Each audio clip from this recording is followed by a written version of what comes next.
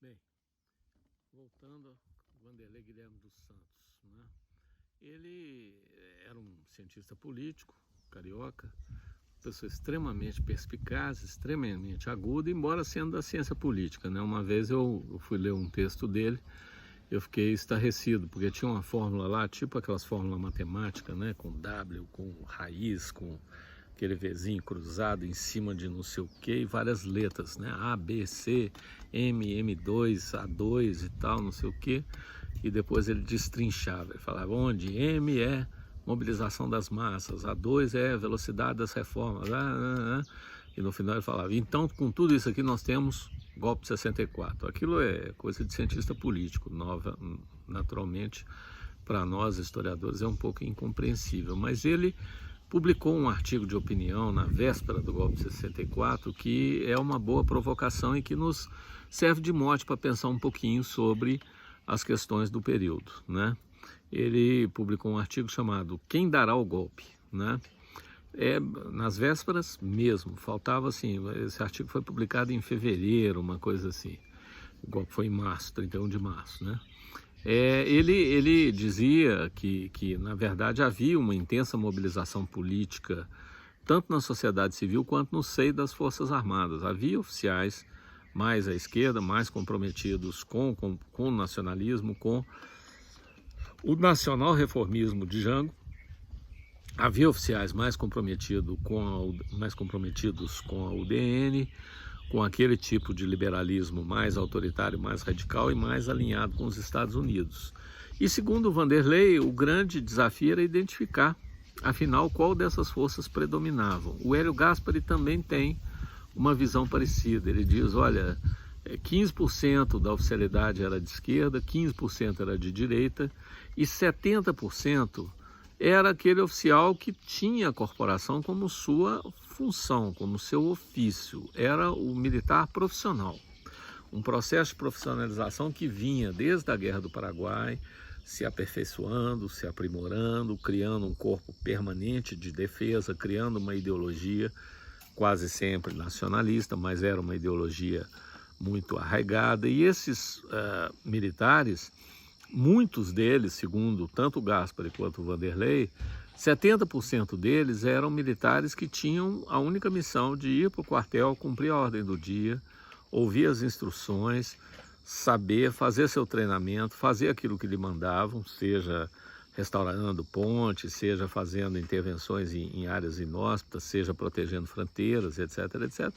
E esses 70% oscilavam entre a direita e a esquerda. Então, ora a influência de uns era maior, ora de outros era maior. E esse grupo era um grupo dividido. Na verdade, poderíamos dizer assim, uma oficialidade de centro, né? O que acontece no imediato pré-64? Quando o Jango vai ao comício, quando ele aparentemente apoia o motim dos cabos e sargentos, ele na prática jogou os 70% no colo dos 15% da direita mais conservadora, porque os outros 15% ficaram isolados, porque para eles uma coisa é muito cara e muito clara, disciplina, hierarquia. O militar se funda nessa concepção. E sempre que você analisar intervenções militares, você tem que pensar nisso. Tem um conceito de hierarquia, tem um conceito de disciplina e tem um conceito com o qual, para romper, é preciso uma motivação, se não moral, política, muito forte, né? E isso é uma coisa que a gente percebe, vira e mexe aqui e acolá, né? O que a gente viu, por exemplo, quando o general Geisel eliminou a crise de 77, demitindo o seu ministro da guerra, né? Era uma questão de disciplina que estava colocada ali. Quando houve aquele atentado no Rio Centro, que nós vamos estudar mais tarde, que foi um ato de clara indisciplina de oficiais, suboficiais, um capitão e um tenente, salvo engano, a revelia do comando militar, houve uma punição severa. Então houve, na verdade, momentos em que os militares revelaram esse senso de disciplina e hierarquia. E o Jango, num certo momento, pareceu ter rompido com aquilo. Então, segundo o Vanderlei Guilherme e segundo o Hélio Gaspari, isso jogou os militares no braço dos conservadores. Mas desta vez, não para entregar o poder a eles, né? Existe um documentáriozinho da Folha que chama Folha Conta 70 Anos de Brasil, em que o coronel Jarbas Passarinho dá um depoimento sobre o que foi o golpe, sobre o que foi o regime militar e tal, e o Passarinho era uma espécie de Delfim Neto, né? Era um coronel que se reformou antes de chegar ao generalato, mas que era muito influente, que foi para a política, que foi eleito senador pelo Pará algumas vezes e tudo. E ele dizia, olha, os militares sempre disseram que o erro das intervenções anteriores foi que eles deram o golpe e entregaram o poder aos civis, né? Foi assim na programação da República, foi assim em 30, foi assim em 37. E os civis sempre nos colocaram em frias. Dessa vez, em 64, estava claro que se golpe houvesse, não era para colocar o poder na mão do civil. Era para que a própria corporação assumisse o mando, né? E foi o que aconteceu, de fato.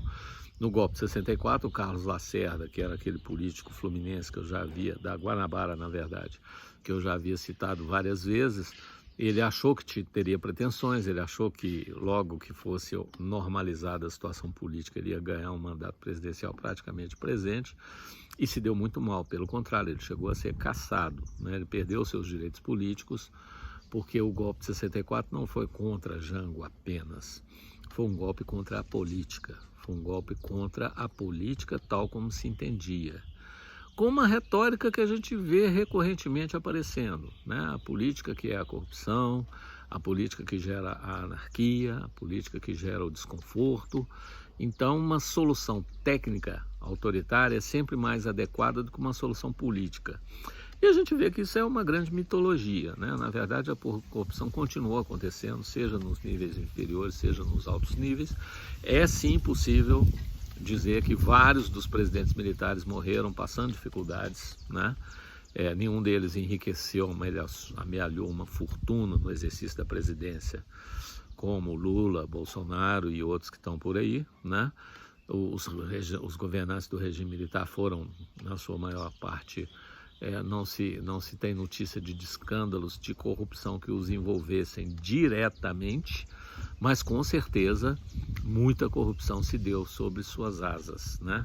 Sob seu beneplácito, ainda que involuntariamente ou às vezes voluntariamente. Tem uma citação de um ex-ministro da Fazenda, de um dos períodos mais duros da ditadura, que é o Mário Henrique Simonsen, que ele dá a exata medida do problema da corrupção na política brasileira, né? Ele está falando um pouco do pessoal das empreiteiras, né? Do avô da Petra, esse pessoal todo aí. E ele sempre comentava, teria dado uma declaração dizendo, olha, dependendo da obra, quando eu vejo, eu falo para a pessoa que me traz o projeto, olha, vamos pagar só a comissão e deixar essa obra de lado, fica mais barato para o Estado, né? Como quem diz, olha, eu sei que o interesse que está envolvido aí é faturar uma comissão para os políticos. Na verdade, para nós é mais barato pagar só a comissão do que executar a obra, né? E era, claro, uma ironia, né? Porque não tem nem pretexto jurídico para você pagar só a comissão.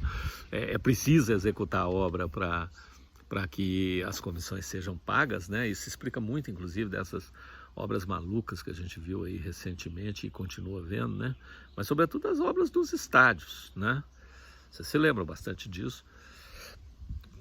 Já eram cidadãos ativos e devem ter acompanhado pela mídia, né? Um dos motivos daquela revolta de 2013 que não foi trivial e que nós vamos falar mais detidamente sobre ela é exatamente a extensão das obras inúteis que foram construídas, né? Estádios em lugares em que, se você pegasse toda a população que vai a jogos durante todo o campeonato estadual, Manaus é um exemplo, Brasília é um exemplo, se você pegar todo mundo que vai a todos os estádios, todos os dias do ano, você não daria a lotação de um daqueles estádios da Copa, né? Ou seja, o projeto do estádio não era para abrigar um evento esportivo, não era para ser bacana, era um projeto para pagar a comissão dos grandes construtores. Está aí o Itaquerão, que é um exemplo vivo disso, né? Está aqui o Mineirão, que até hoje, salvo engano, o governo paga a comissão. O governo paga uma taxa de sucesso, né? Aqui no Mineirão o arranjo é de uma bizarrice que é inacreditável, né? O governo assegurou para os empreendedores que fizeram a reforma que eles teriam um lucro mínimo e que, se não desse lucro, o governo bancava com recurso público a suplementação da estimativa de lucro deles, né? Isso foi mantido no governo do Anastasia, isso começou no governo do Aécio, foi mantido no governo do Anastasia, foi mantido no governo Pimentel e, salvo engano, continua sendo pago no governo Zema, que é engraçado isso, né? Assim, todo mundo que entra fala que vai fazer uma auditoria desse contrato e tal, não sei o quê, mas no fim, ao cabo, fica do mesmo tamanho. Então, agora, nesse contexto de pandemia, imagina a situação que nós estamos vivendo com esses estádios, né? Ociosos, vazios, superestimados, parados, caríssimos, responsáveis por uma dívida imensa do poder público e provavelmente realizados para pagar a comissão da Odebrecht, da Andrade Gutierrez, dos grandes empreiteiros que executaram essas obras. Então, num certo sentido, o regime militar ele entra com o propósito de moralizar, mas no fundo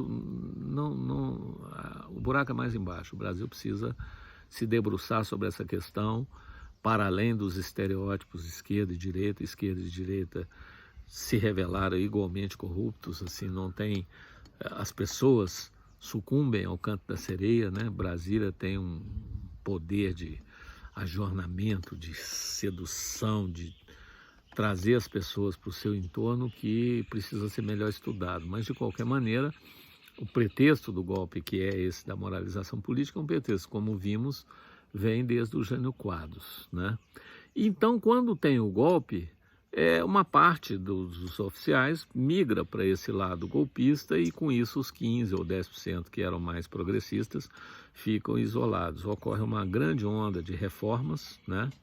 Os militares têm isso, assim, eles não demitem, eles não despedem. Tem uma lógica nisso, né? Porque o militar, em geral, é uma formação tão específica e, num certo sentido, tão perigosa que, se ele for demitido, ele pode se tornar um dano ao país, porque ele é um cara que sabe manipular armas, que sabe fazer explosivos, sabe manipular explosivos, etc. Então, com muita frequência, eles são reformados ao invés de demitidos ou expulsos, né? A não ser quando é soldado e cabo raso, né? Foi o caso do Bolsonaro, né? Ele foi reformado por indisciplinas. Acho que vocês já leram um pouco sobre a história dele, né? Ele era um suboficial bastante ambicioso, sempre foi, tornou-se um líder sindical nos quartéis, né, representando as pautas dos militares, e num determinado momento ele esboçou um plano para explodir algumas bombas no quartel para mostrar a insatisfação da tropa, né? E foi objeto de um inquérito policial militar, um IPM, e esse inquérito investigou e apurou as responsabilidades dele, propôs a sua expulsão, né? Depois de algum tempo, ele recorreu ao STJ militar, ao Superior Tribunal de Justiça Militar, e os oficiais acolheram, entre aspas, a demanda dele, dizendo que o processo tinha lá alguns vícios probatórios, que tinha lá alguns probleminhas e tal, mas que eles iam propor a reforma dele, ou seja, uma punição branda, né? Como quem diz, olha, a gente sabe que você é culpado, a gente percebeu que você é culpado, mas como ficaria muito mal para nós e você já tem uma estatura política no interior do baixo clero grande, nós não vamos te reformar para nós não vamos te expulsar para não ficar muito mal para todos. Então nós vamos te dar uma reforma honrosa com um soldo e você vai, a partir daí, se dedicar ao que você gosta mesmo, que é fazer política. E daí nasceu o deputado Bolsonaro há 29 anos atrás, antes de virar presidente da República. Mas, de qualquer maneira, a corporação militar no golpe de 64 também estava relativamente dividida, né? Como o país inteiro. Aliás, o país, nesses momentos, é aquela coisa que eu sempre lembro, que é muito importante a gente não perder de vista, inclusive agora que vem 2022, né? Existe um eixo político, existe um centro político e de vez em quando ele se manifesta, né? Dilma foi eleita com uma margem pequena em relação ao Aécio e eu sempre lembrava as pessoas, olha, é bom defender a legitimidade do mandato da Dilma, mas é sempre bom lembrar que se ela teve 50 milhões de votos, ela não teve 90 milhões de votos, ou seja, os 48 do Aécio mais uns 30 e tal de abstenções e nulos, né? A mesma coisa Jair Bolsonaro, quer dizer, ele foi eleito com 58 milhões de votos? Foi, né? Mas ele não foi eleito com 90 milhões de votos. Então é importante lembrar desses outros 90 milhões, porque isso deveria, num regime democrático, ser suficiente para dar um contraponto, né, ao poder das pessoas. É dizer, olha, você foi eleito, mas não com poderes absolutos. que é o que as democracias fazem, é mostrar para os candidatos os limites do seu mandato.